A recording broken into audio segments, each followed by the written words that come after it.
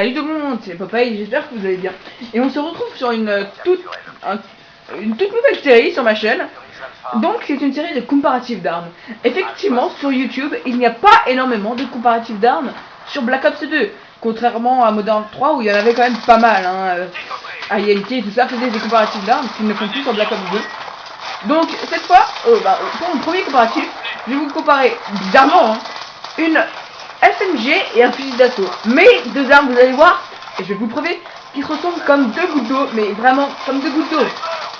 Donc, je vais vous comparer la M27 et la Peacekeeper, et vous donner leurs stats, et tout ça, et tout ce qu'il faut savoir, et tout ce qu'il y a bien sur ces deux armes qui sont franchement pas mal. Je vous le dis, elles sont vraiment de bonnes armes. Alors, premièrement, je vais vous parler un petit peu des caractéristiques des armes, mais tout en termes de dégâts, de puissance de feu et tout ça.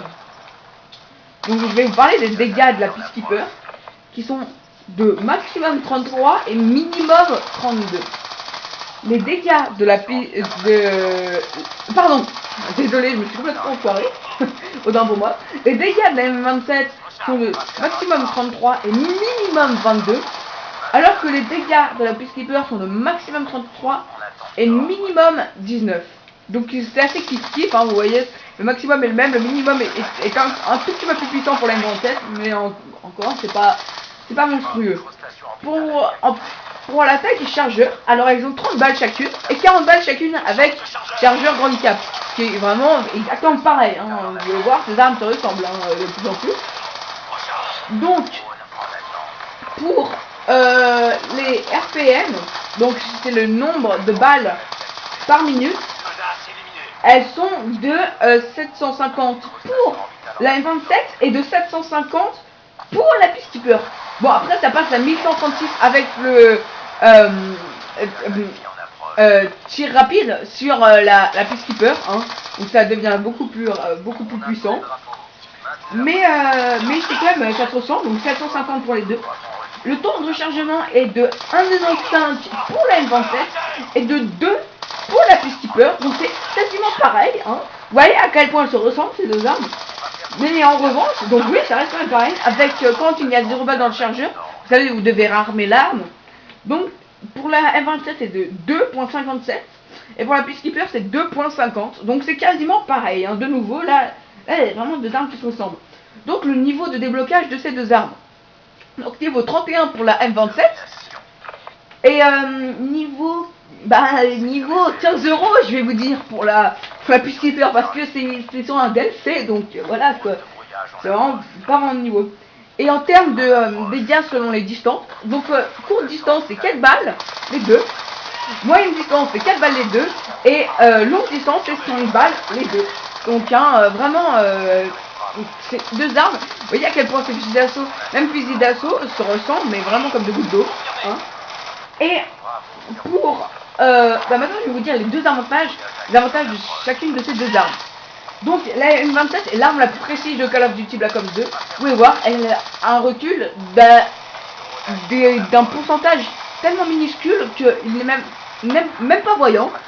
C'est vraiment l'arme la plus précise du jeu. Et elle a une cadence assez respectable pour un fusil d'assaut qui est franchement pas mal. Donc comme je vous l'ai dit, c'est 750 balles par minute, c'est vraiment bien.